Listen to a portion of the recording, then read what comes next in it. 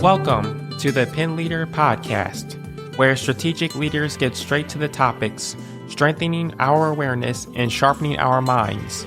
The Pen Leader Podcast is produced by Roar, a production division of Mays & Associates Ltd. Find out more at www.maysassociatesltd.com. Now here is your award-winning host, Dr. Shanda Gore. Hello, and welcome to the Pen Leader Podcast. Today's show is called Brilliant, Busy, and Blessed from Service to Screen. And I am so glad to have with me Miss Renata Jordan, who is a woman who strives in being brilliant, busy, and blessed. And she is a graduate of Bowling Green State University with a degree in criminal justice. So, for those Falcons out there, I'm a big fan. I'm also a Falcon. An author, motivational speaker, retired military Army veteran. She's an actress and a radio show host and has an array of professions that happen to be connected all to her name. From retiring from the military with a compelling 20 years under her belt, she decided to become an entrepreneur, building her brand. And she's the president and founder of Books A Brilliant. She is also wanting to share her personal story of endurance and more. And she wrote a wonderful book. If you've not seen it yet, you should go out and get it. Transitioning from a weekend to a war zone, which not only shed light from a soldier standpoint, but also from a female perspective. She was also in Tyler Perry's movie, The 6888, and we're going to find out a little bit more about that when we speak to her. Without further ado, I'd like to welcome, hello, Renata. Hello, beautiful. How are you? I am so good, and I'm so excited to have you on the show. I was so inspired when I got a chance to meet you in person and hear you speak when you were in Ohio for the date that was a proclamation. Just wonderful work. Thank you for all that you do, and thank you for your service. Thank you so much. I greatly appreciate that too. And thank you for the warm welcome as well.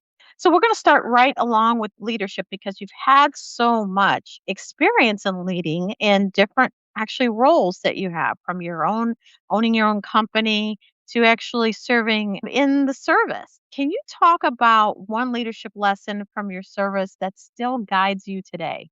Now, I would have to go with the word discipline. And if we could think about it, what is discipline? Discipline is training oneself, it's being professional, it's self-controlling, and you also have personal growth in there, as well as being structured and obedience. Now, I myself am a woman of faith, so I tie discipline into discipleship. And if you think about it, discipleship is also dealing with structure. And as long as you continue to do your daily devotion and be obedient, guess what? God will continue to take you down paths, continue to open doors that you couldn't foresee on your own. So I say discipline. Just continue to stay disciplined in your life, in the military, in civilian life, wherever it is, and everything else will fall in place. My guess is that that's what drew you to be part of that 6888 story. Is that right? When I know when Tyler Perry calls you, you just got to answer that call. But I didn't actually get a call from Mr. Tyler Perry himself. What happened with that, I wish, but what happened with that, I actually received a casting call sent to me by a friend of mine, and I submitted for that casting call. And when I did so, and I received a message asking me if I was still interested, I literally either thought I was being punked or it was a joke being played on me. Because, who would have thought that? Come on now. First of all, I myself hadn't really seen Tyler Perry making any army movies, right? And then we're talking about from a female's perspective, which I myself can contest to as being a female in the military. So I was just in complete awe when I received that information. But yes, that is because I literally was not going to reach back out, but the discipline in me said, do it. Do it. What's the worst that can happen? If it's not the right time, it won't be. If it is, it will be. And I thank God that it was. how did that portraying that story just impact you personally? I myself have done a compelling 20 years, as a military veteran. And being a female slated in a pretty much all male dominant MOS, I was a military police. So I was among a lot of males, but being a female in that position, you have to stand more firm.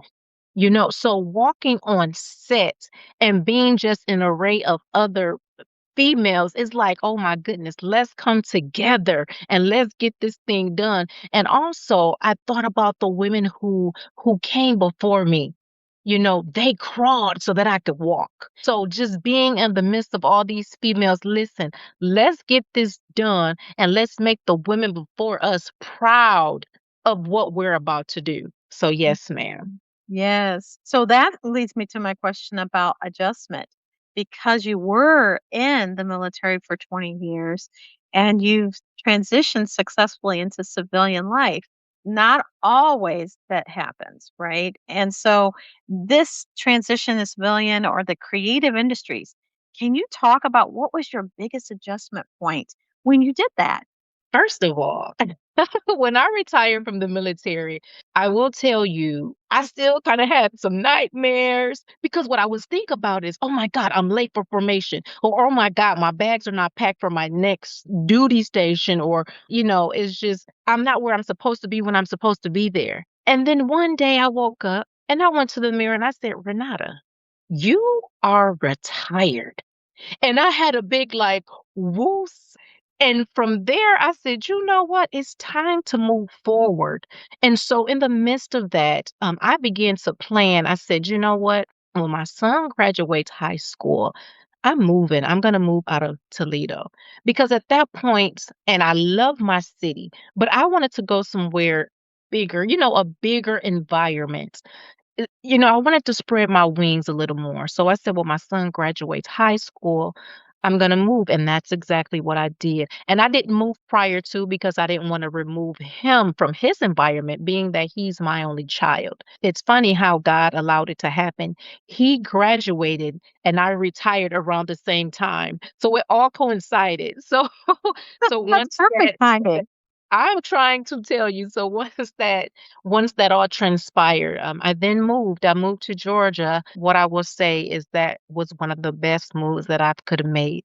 And I say that because I've met so many people along my way. God has opened so many doors and the networking and the relationships that I have built. Honey, I tell you, I'm just so ecstatic. I'm so ecstatic. So yes, ma'am. Well, it's inspiring too for coming out and making that's not a light decision to pick up and move and knowing that you have all your support in one city and you still do because when you came back we were so excited to see you come and speak and share your experiences with us. I think that is very telling and this is a time of a pivot is what you're talking about and you've had multiple chapters in your career. You said it was a time when your son graduated, and that was the time you decided to make the pivot.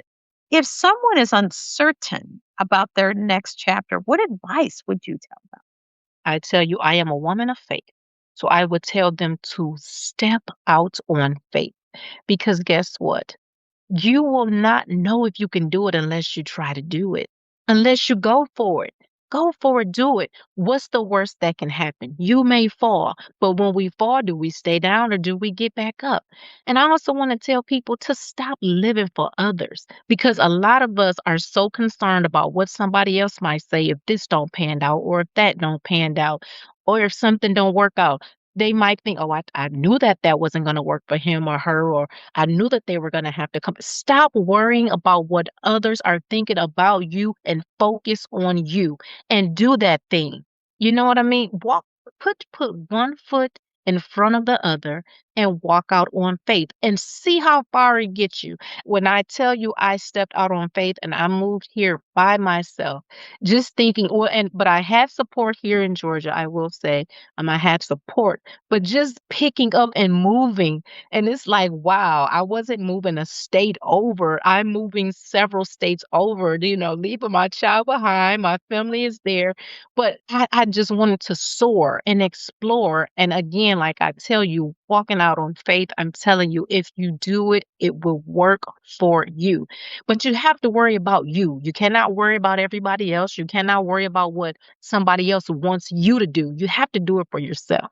And when you do it for yourself, you will see so many doors opening. You will receive just so much, so many blessings. They will come down, and I mean, I'm just saying they will be overflowing. When you're ready to do that, do it. Don't be afraid. There are so many people afraid to walk out on faith. But if you just put one foot, like I said, put that one foot in front of the other and then keep walking and keep doing it and keep striding and keep gliding and see exactly where it gets you. That's a good word right there. I think as when we're younger, I think we take more chances than when we get older. I think people just naturally we get a little bit braver, more courageous. I was just thinking of there was songs from my childhood that talk about putting that one foot in front of the other and soon you're crossing the floor when you look up and all of a sudden you've come so far and you realize that you've traveled on your own across the floor and you did step out on faith. What impact do you hope to have through your work today? Because you do own a publishing company. You've written this wonderful book. You're in a number of locations. What are you hoping to leave? And it sounds almost like a legacy question, but what are you hoping for? With what I do, I travel all over, and my book have touched so many states, meaning that I have conversed with so many individuals. And in my travels, I do visit, military installations, and I come across young female soldiers, and I tell them, I've been where you're going. And I've had those conversations with them, and I've had several times over where they'll just come to my stand and they'll break down. So I tell them, I don't know what you're going through, and you don't have to share it if you want to. What I cannot be is your mom, but what I can do is be your mentor. So I'm always giving out my number. I'm always giving out my information because I want to leave that legacy. I want them to be able to say, hey, I've come across this woman who walked in the shoes that I'm now walking in, and she gave me this advice. And not only just speaking to the young female soldiers, just coming across anyone who stops and listen because I tell them, yes, this is my story. But at the end of this, my story has turned into my ministry. And I thank God for that. So even if you stop and you're not interested in what the book entails, you will walk away with a piece of who I am. And that's what I plan to leave behind. People knowing who I am and what I'm doing and what I stand for. Which really leads me into what I know I talk about with the strength of character amongst Pen Leader Path is a book that I wrote, and we talk about the three S's of being straightforward, having a plan. Our most exceptional leaders have that, and an ability to pivot. They actually are sharp, they're experienced, and have education in whatever area that they're leading in, where they're setting their goals for.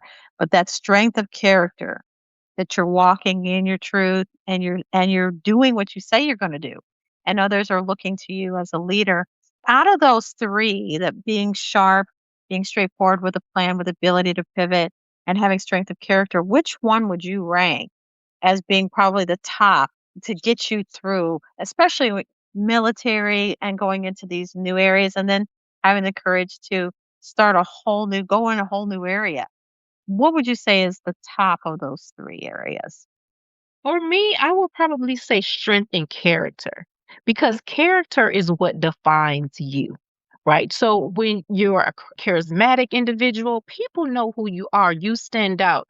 And being who you are, true to yourself, always being that individual. Because see, when you start being somebody else, you have to continue to put on that front in front of others. So as long as you are yourself all across the board, all the time, every time, that's who you are. So don't change up who you are. So I would say the characteristics of you, because people, they define that. Oh, I remember her. Oh my goodness, this is her. This is her characteristic. This is who she is and how she was. And every time I Yes. see her, she is the same way, and she doesn't switch up and she doesn't change. So absolutely, I would say the definition of your character. Yes, ma'am. Excellent. Well, now it's just time for the fun question, which is because you're publishing books, you're writing books. I know you're in the middle of writing another book, which we're excited to hear that it will might come out here, but we're not in a rush. We were talking about that offline is that we need to make sure to stay in the present and really make sure that all those gifts that we have are present and that we make sure others can partake in them. I'm thinking about like, what are you doing when you're relaxing? What are you reading and what are you watching? So I myself am not a big TV watcher. So I'm really not watching anything. But what I'm reading right now, it's called 30 Days Walking with Jesus. And it's written by the author Michael Green. And I'll tell people this. I grew up like in church. I mean, my grandmother had me there, church, Sunday school, Bible study, and things of that nature. So when I got of age, I started reading the Bible more. Now, these were kinda in my younger years as well. I read the Bible, but I was reading to read. So now that I'm reading to understand, and that's what I so enjoy. I get in my quiet time, I'm getting my meditation time, and I open and I read and I understand what I'm reading. So that's what I'm reading now. I'm just learning more about just the miraculous miracles God has performed amongst people. Like, it's just when you think about it, right? You're born blind, but one day you're able to open your eyes and see. You're not able to walk, and then one day, wow, you have legs and they're moving. They're taking one step and putting it in front of like those just those things that you read about and it's like, wow, miracles are happening. This stuff is true, is in the word, is nothing that is made up, is there, and it cannot be changed, is written in black and white, and that thing called the Bible, it's there. And so that's what I'm doing right now. I like to spend a lot of time reading my Bible. Well, I can't thank you enough. And, really for sharing the tidbits from your experiences. This book that is out now, transitioning from a week into a war zone. It's under your pen name, actually, Renata Morgan. And then Renata Jordan is your name. And you also are out actually in social media. We need to make sure please go out and seek her out and follow your career. I think it's just wonderful what you're doing with all of the gifts that you have, and you're able to from TV to book publishing, all of this. I just thank you so much for coming on, taking time to share your thoughts on the show. Absolutely. I thank you for the invitation. It was such a pleasure meeting you in person. I mean, I just adored your spirit, everything about you and what you're doing. And I want to also give you your flowers right now and say continue to move forward in doing what you're doing because what you are doing is blessing others as well. Oh, thank you. Thank you so much. And we also want to thank our listeners who are catching us across the world and in different states right now. We appreciate you. If you have any feedback or input for the show, you can send it to info@mazeassociatesltd.com. We appreciate you. We also appreciate our sponsors. Thank you to a sponsor, Miss Shannon Root, Principal Real Estate Advisor and Agent Development Coach. And thank you to sponsor Ambrosia's Automotive, your number one ranked auto repair partner. And of course, until next time. The Pen Leader podcast is hosted by Dr. Shanda Gore and brought to you by Mace and Associates Ltd, creating customized solutions for growth in the areas of leadership development, strategic planning, and culture building. Find out more at www.maceassociatesltd.com. Don't forget to subscribe to the Pen Leader podcast and share with others.